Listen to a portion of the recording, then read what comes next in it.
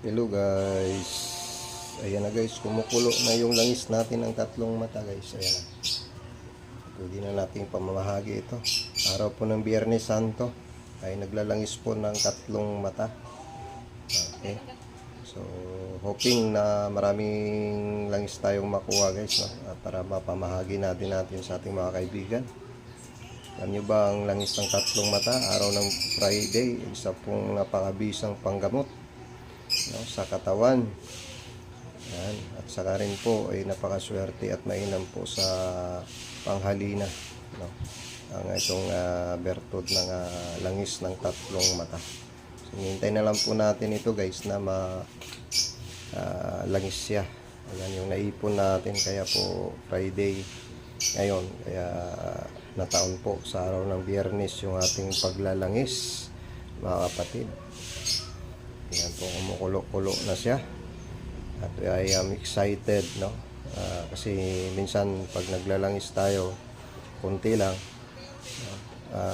ganun talaga. So hoping na ang paglalangis natin ito ay biyayaan tayo ng marami, para marami ding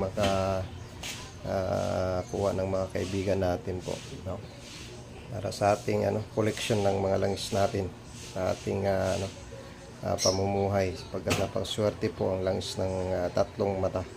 Kahit yung baon niya, no, ginagawa nating kwintas, yung mga laman niya ay inipon natin ay this Friday, Good Friday. So ayan, at atin pong nilangis na po, no?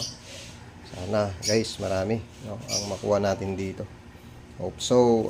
Na blessed Good Friday everyone. Happy Biyernes Santo po sa lahat nating mga taga-subaybay at taga-panood ng ating channel ng Pearl of the Orient. PM nyo lang po ako guys sa mga pinapakita nating mga bertot, no? So ayun, sana ay biyayaan tayo.